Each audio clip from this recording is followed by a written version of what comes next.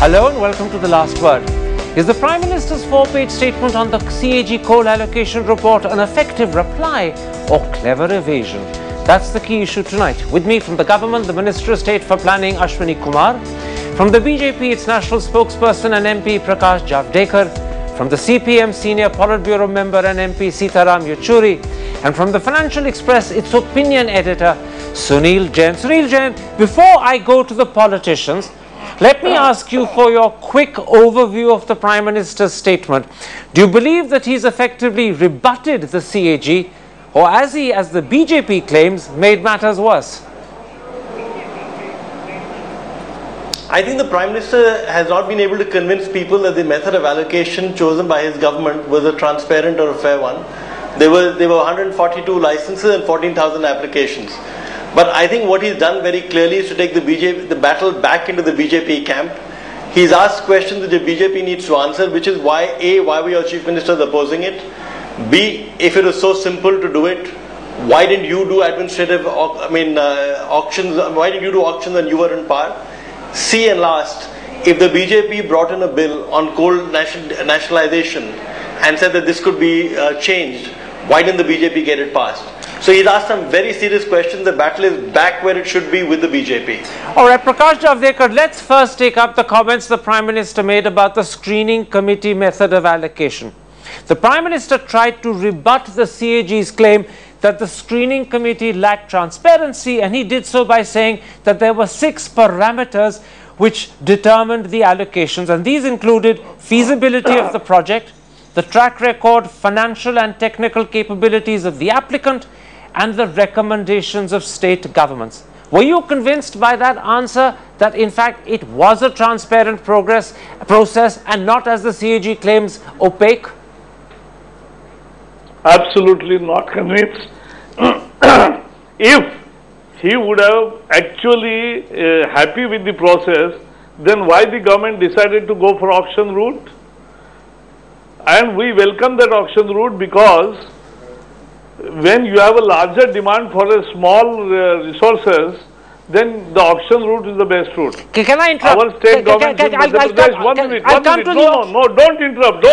Mr. Javadekar, I want to ask you a specific question. I will have only 4 sentences in listen segment. to me. Before you go to the auction route, the Prime Minister specified 6 parameters for the screening committee. Why do you believe those 6 parameters don't suggest that the screening committee was transparent? Screening committee was essentially a central government bureaucratic effort, 10 central secretaries and 1 state secretary.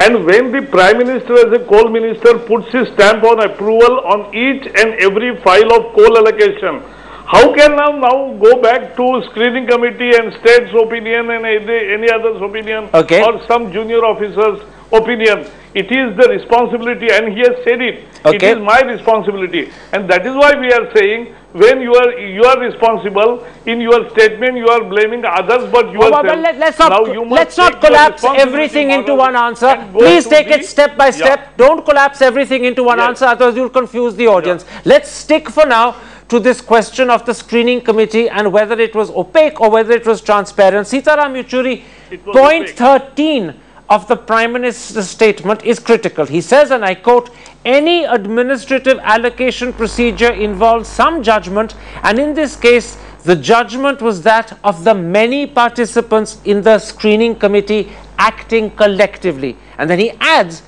"There was then, i.e. at that time, no allegations of impropriety in the functioning of the committee." Are you prepared to take that at face value? No.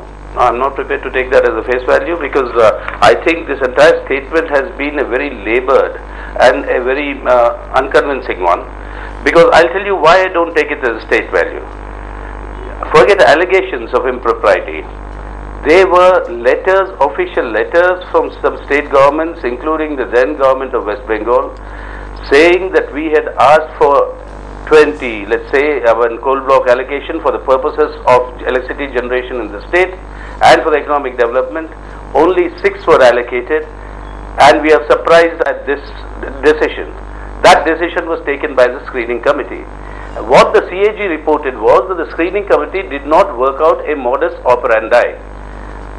And it took them, it's 8 years down the line after the screening committee was formed, and till date there is no modus operandi. All right. How do they use these 6 parameters that you spoke of, or the Prime Minister spoke of? What is the weightage of each one of them?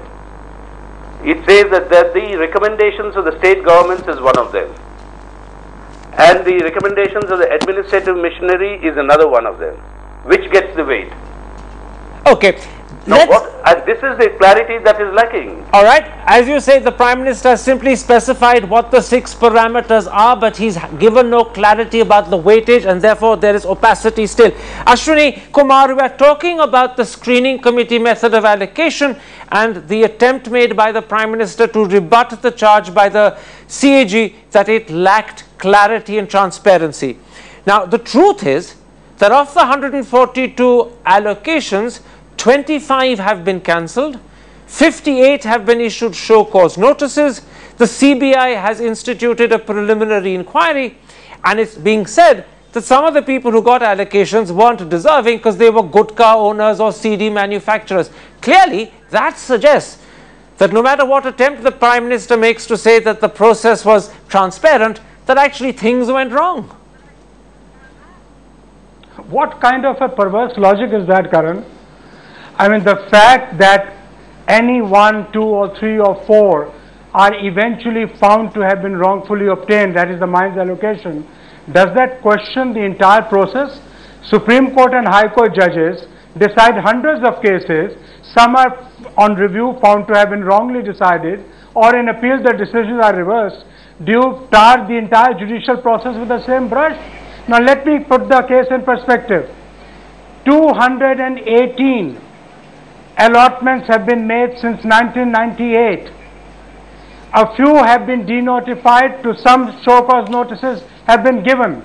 It shows that wherever any misstatement on facts was made to procure the mines, we ourselves have taken action. Okay. But the point that the Prime Minister was making, and you must hear me out on this, is only this, that there was a screening committee which was broad-based. There were a set of guidelines consolidated in 2003. There was a transparent process in terms of the parameters and guidelines on the basis of which allotments had to be made. Okay. We in 2005 inserted these guidelines in the newspapers. All right. So that they are made public and there is no opacity. All right. I rebut, refute and demolish the charge of lack of transparency for the reasons stated by your other speakers. All right. I think a time has come when we need to be objective on these Just things. a moment. You've answered that fully. Let's then come to the second issue, which is the second critical point made by the Prime Minister, which was to rebut the CAG's claim that the change to auction could have been done administratively in 2006. Sunil Jain, the Prime Minister pointed out that the CAG is relying on a selective reading of the opinions given by the Department of Legal Affairs. And in fact, the Prime Minister showed that the first response from the department was that the amendment needed to be done by amending the Coal Act. In other words, not that it could be done administratively, but that legislation was needed. So on that specific point, do you accept that the Prime Minister has been effective? Prime Minister has been That's not for you, Ashwini Kumar. I'll come to you later. That's for Sunil Jain. Sunil Jain, you answer that, please. I'll come to Ashwini Kumar later. I think the Prime Minister is absolutely right. There have been various arguments given by various, the law ministry at different points in time. At one point it said administrative action could be done. At another point it says within courts that you need to change the MMDR Act to put it on a sound legal footing, whatever that means. So I think he is right. The law ministry and various departments were speaking in various voices. We could argue that the Prime Minister should have said that I'm going to go in for the administrative action. But you can just as well argue that there were enough caveats out there from various ministries which made him say that we need to change the MMDR Act. I think the Prime Minister was effective. In this case, he's made a valid point. It's going to be difficult for the CAG also to rebut this. Prakash Javadekar, to build on what you've just heard from Sunil Jain, the Prime Minister also pointed out that several state governments had vehemently opposed the change to auction. In particular, he quoted Vasundhara Raje Scindia, who even claimed that a switch to auction would go against the Sarkaria Commission principles. In other words, it would be a breach of India's federalism. And if the Prime Minister had overridden that, surely the BJP at the time would have screamed blue murder. So once again, hasn't the Prime Minister got a good point, even if it's a difficult thing for you to accept? It is not a good point. It was a bad point, a self-goal. Let me explain. The issue is, when Vasundhara said, you are quoting only 2 letters out of 28 chief ministers, that shows your partial approach and selectively you want. Why you are not publishing all the 28 letters? I have the information that Maharashtra and Andhra government raised the same objections, and because when the government asks, central government asks for opinion about a new policy, when you want to switch over, then they give their opinion. But despite those opinions, government decided to auction and did not auction. That is the scam. All right. That is the objection. Okay. And that is where we are saying that it was malified intention with which the delay was made under one pretext of law ministry's opinion or some other ministry's opinion. So this is all a play out. Let me stop you there. You're actually making a fair point, which is that the Prime Minister is only quoting 1 or 2 of the letters he received from chief ministers. As you said a moment ago, there are 20 more. I hope the BJP will make those 20 public at some point so that we're aware of what those other letters said. But let me move on and put this to you, Sitaram Yechuri. Connected to this is the decision to continue with the screening committee method. Now, the Prime Minister pointed out that all the concerned coal-producing state governments were party to a decision taken on the 25th of July 2005 to continue with the screening committee method. So whether that method and that continuation was correct or wrong, what the Prime Minister has proved is that all the governments, including the opposition governments like yours in Bengal, were in agreement. Surely, therefore, you can't single out the Congress and blame Congress alone. I'll tell you why. I'll tell you why I will. But first, a small brief point on the legal aspects that you were talking about, or what Sunil Jain was talking about. You see, the Prime Minister refers to it of 2006. Today, you're in 2012.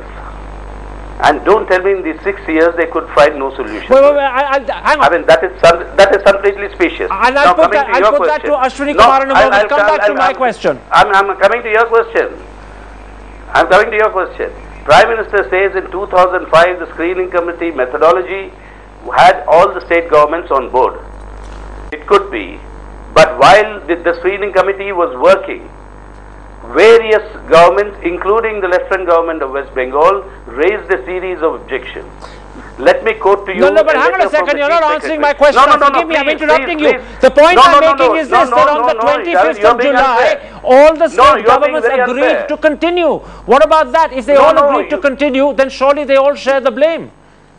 No, that is the point. I mean, please try and understand. And bear with me for a minute so that there will be clarity for you as well as your audience. Go ahead. And here is a letter from the Chief Secretary dated August 2009. I'm quoting, quote, while competitive bidding for transparent and rational allocation how can a letter written in 2009 contradict a decision taken 4 years earlier? My dear, please listen. It is how the screening committee is working. It depends on how these allocations are being made. But why then did the government of West Bengal in 2005 agree to continue with the screening? That all these allocations were allotted in 2005? No, hang on a second. They were allotted over the years. You're missing the point. The decision to continue by screening committee was taken in 2005. In the process of over the years, how were the distortions that were coming in? And the state governments were pointing this out to the central government, which were ignored. All right. And therefore to say that the state governments on board is absolutely wrong. Okay, I'll accept that. And that is why I don't understand. In this time you spent arguing with me, I would have read it out and it would have been clear to everybody. No, forgive me. The reason I was arguing with you is critical because you were quoting a letter written in 2009 to refute a decision taken in 2005. The point is that in 2005, your government in Bengal agreed to continue with the screening committee method. How then can an objection raised 4 years later be relevant? How was that? You are being very naive, Mr. Thapar. How was that screening committee working? And in the working of the screening committee, if there are mistakes, they had to be corrected. Okay. And that was not being corrected. Well, hang on a second, then you should have objected to the continuation of the screening committee in 2005, 4 years earlier, which you didn't do. Let me bring in Ashwini Kumar. Why? Ashwini Kumar. Why should we object to the continuation? Why should we object to any system that has been... We will take a comment. We will make a call on the manner in which it is functioning. Well, hang on a second, but you didn't make that call 4 years earlier when you had a choice and a chance to do so. Ashwini Kumar, the key point... there were no allegations then. Ashwini Kumar, the key point is this. Allegations the Prime Minister believed by the screening committee when it was formed. Just a moment, let me bring in Ashwini Kumar. Ashwini Kumar, the Prime Minister believed that a switch to auction... Just a moment, let me bring in Ashwini Kumar. The Prime Minister... let me complete and bring him in. But I mean, you have completed. You made the point that your objection was voiced 4 years later. I have not completed. Mr. Sitaram Yechuri cannot take this debate wherever he wants. Understand one point. We can't suffer him. We can't continue to suffer him endlessly. 2005. Gentlemen, 2005. So now, Sitaram Yechuri, just give me a chance. I'll come back to you. I'll come back to you. Let me bring in Ashwini Kumar. I can't make this a contretemps between just the two of us. Ashwini Kumar. You are not listening to a point of view. Just a moment. Ashwini Kumar, the truth is that the Prime Minister wanted to switch to auction. He believed it was in the national interest to do so. Yet for 8 years, he allowed himself to become hamstrung.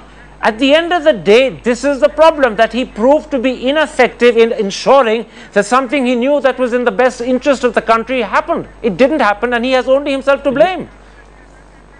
You have eaten into my time by quibbling with Mr. Sitaram Yechuri. Now allow me to say what I have to say. You started well, and here are the facts. 2004, our government initiated the process of introducing competitive bidding. 2005, the Law Ministry opined that we should do it by amending the law, that is by a legislative amendment.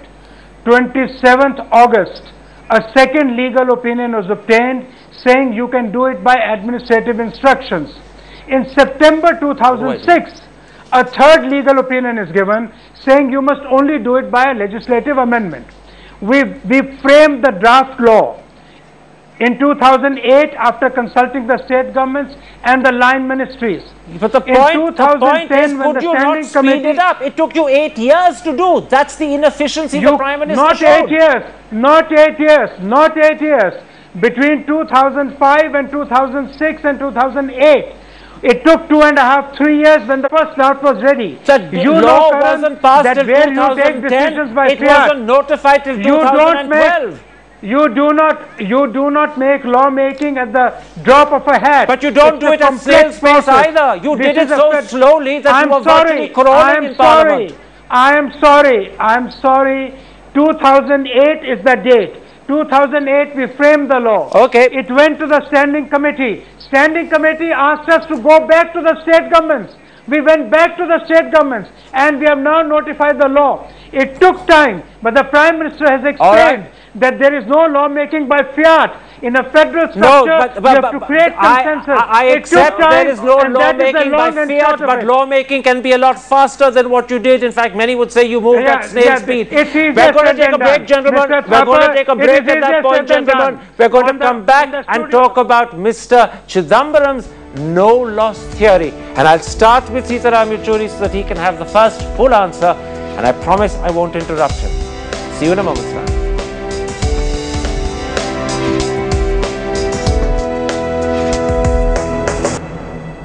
Welcome back to the last word. We turn now to discuss what's being called in the papers Mr. Chidambaram's no-loss theory. Sitaram Yechuri, let me in fact read out the critical sentence in Mr. Chidambaram's statement. He says, and I quote, "The loss can arise only once the coal is taken out of Mother Earth, mined and sold at an acceptable price or value." That suggests to me that if it's sold at an acceptable price, then there is no loss. If it's sold at an unacceptable price, there is a loss. Do you buy that point, that price determines whether there is a loss or not? No, I mean, in fact, there is no need to go into that issue at all. The point is the asset has been transferred. The moment the asset has been transferred, whether that asset has been used or profit made or not, that is not the point. the asset has already gone away from the hands of the government into the private hands. Now, what is the quantum of profit they make? That is an issue you can quibble about. But the loss has already happened. Now, this is just like the zero loss theory that was propagated during the 2G scam. Quite right. Now, if this is the case, and they had to eat their words, get rapped on the knuckles by the Supreme Court, and now without that happening again, the best course for the government would be, if there is no loss, cancel all these licenses. Okay. And cancel them all and put them to auction. All right, but let's not. After, please 1 minute. After making provision for your public sector, state electricity boards to provide electricity but let's for the not people. let's not become prescriptive. Let's stay analytical. I want to just put one thing to you for confirmation. Give me a quick yes or no. You're saying that the loss began the moment the allocation was made to these people or these parties, because at that point the government lost the right to mine. It was transferred to the allottees. That's the point at which the loss happened. Have I understood you correctly? Yes. Sorry, could you confirm that? Yes or no? Yes, I said yes. Absolutely. Okay, let me then put that to Ashwini Kumar. Ashwini Kumar, the real problem with Mr. Chidambaram's no loss theory is that it is untenable on two counts. First, the point made just now by Sitaram Yechuri, and secondly, even in Mr. Chidambaram's terms, the moment the mining begins, the loss will start. So it's only a matter of time delay, nothing more. Well, look, please do not read Mr. Chidambaram's statement out of context. He was commenting on the basis adopted by the CAG in extrapolating losses on a consequential, on assumptive basis, something unknown to law. It is true that when leases are executed, the right to mine gets transferred till it is mined to the allottee. But the way the CAG has been extrapolating losses is completely different. He is comparing it to the CIL prices at a given point of time. He is going on the law of averages as far as extractability, reserves and price is concerned. That's the theory that Chidambaram is seeking to debunk, and rightly so. We have said that we do not accept this basis of calculation. And let me also tell you, when allotments are made on a certain basis. It is not competitive bidding. So therefore, the question is, even the Supreme Court has said, and in Reliance case it has said that competitive bidding is not an absolute imperative. Well, hang on a second. Let's not on to competitive bidding now. We're not on to competitive bidding. Let's not confuse the issue. Let's stick narrowly in this second part. No, I'm afraid you're talking about competitive bidding. I'm talking simply about the allegation of whether there is loss or no loss. Let me put it like this, Prakash Javadekar. There is a belief that the easiest way of determining whether there is a loss or not in a situation where allocations were made free is the difference between the freedom, the free price at which the allocation happened, and the bid that would have been essential if auction was required. Do you accept it? Leaving out calculations how much it is, that's the basis on which you establish that there is a loss. That is one basis. And let me tell you, 17 billion tons of coal reserves worth 51 lakh crore of rupees at today's rate, you are giving to 142 private companies for free, and when the sword of, you are making the sword of auction hanging on their head, so the underhand dealing happens. So what is the issue? The no loss theory is essentially the same as Kapil Sibal was propagating, and now it has fallen flat. See, the loss is because many, those few companies who have dug have sold it in the market because their plants were not ready. That's a proof. That's a proof for last sentence. And now the Congress people are saying that it is not mined, it is in the Mother Earth. When it is in the Mother Earth, now cancel it. I'm just going to correct one thing for the audience. The fact that some of the allottees have sold it further is not necessarily proof of loss, but it could be proof of the fact that they were undeserving allottees in the first place. But I don't know if it's proof of loss. Sunil Jain, I want to leave the last word with you. Do you, as opinion editor of the Financial Express, feel that Mr. Chidambaram made a silly mistake propounding this no loss theory? That in fact it was a result of the fact that he spoke too much and uncharacteristically at this point spoke unthinkingly? Yeah, I think he was a bit careless in his words, and I mean maybe that was unfortunate. The CAG's got some calculation mistakes, but I don't think anybody can argue that there was no loss. Even Kapil Sibal would find it difficult to argue that. All right, no one can argue there was no loss. Once again, my thanks to all my guests for joining me, and repeated apologies to Sitaram Yechuri. Very unfair debate and unfair allocation of time. Well, I'm glad you should say that, and I'm glad you said it in public, but actually you had as much time as any I should other say it in individual. public. I think we need to tell you more. We need to tell you more in public. Well, you're welcome anytime you want, Ashwini Kumar, but I think you will notice that you had as much time as any of the other three guests. And perhaps the person who was given shortest shift because I interrupted him was Sitaram Yechuri, but I note that he's not really complaining, and I'm grateful for that. My thanks once again to all my guests, and in particular to Ashwini Kumar for joining us. Goodbye.